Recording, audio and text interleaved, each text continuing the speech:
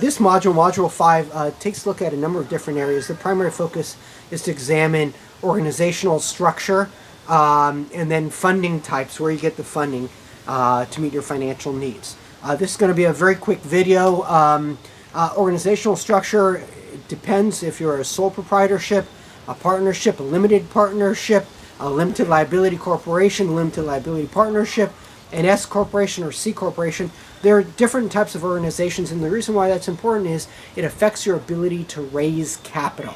If you're a sole proprietorship and you go to the bank is probably not going to loan you as much money because do they have the confidence they're going to repay them back? In contrast, if you're a C corporation with hundreds of thousands or millions of shareholders out there, a bank is going to be more interested in loaning you money, and you have more options available, such as doing an equity sale, selling stocks to help raise additional revenue, or issuing bonds. Well, if you're a sole proprietorship, you probably don't have that same kind of flexibility. So it's important to understand the type of organization you are. Nonprofits should be thrown into the mix as well, because they can raise money and they have different issues and concerns that have to be considered. Now, when we start taking a look at what we're looking at in terms of raising money, you have to look at what are your needs. And that's going to be part of your strategy. Do we want to build a new facility and hopefully be able to raise money to build it, but generate revenue from it to justify why we're building it?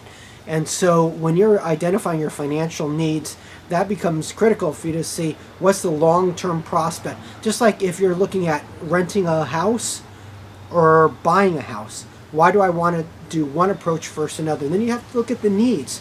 What's the benefit? Well, you could grow your assets if you buy a house, and then you develop equity, and then you start paying down the mortgage, and then at the end of the day, you own the house free and clear, and that's a strong investment that hopefully will have gone up in value for you. So it's a process. Now, where do we get money? The basic approach is either cash, stocks and bonds, and that's it. So we're going to go through that pretty quickly. There were those three categories: cash, stocks, and then bonds. So cash is, you might have money in the bank. You might have available funds that you can use. You might have to borrow money from others. You might get it from angel investors, or from a bank, or from a credit card, and maxing out your credit card to keep your company going. Whatever it might be, there's different approaches and techniques to get cash. And then, of course, you have to pay back cash, and that is where you have interest obligations and things like that. Stocks is the process of selling part of the company to others in order to finance additional growth. So you might have a publicly traded company that is trying to grow and needs to raise $1 billion, let's say.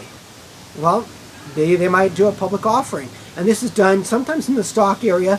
For example, when Malcolm Glazer bought Manchester United, he incurred a lot of debt. One of the ways that he was able to pay off part of that debt was to have a bond sale, but also to have another round of stocks that were sold. And so Manchester United is sold as a publicly owned company in Europe, as well as on the American exchange. And so there's different ownership stakes and different ownership amounts depending upon what type of shares they sell. The last area that we're going to be covering are bonds. Bonds are an IOU money, and it's used on a regular basis. Municipalities use it with general obligation bonds, where it says just the general tax revenue is going to be used to help repay this loan.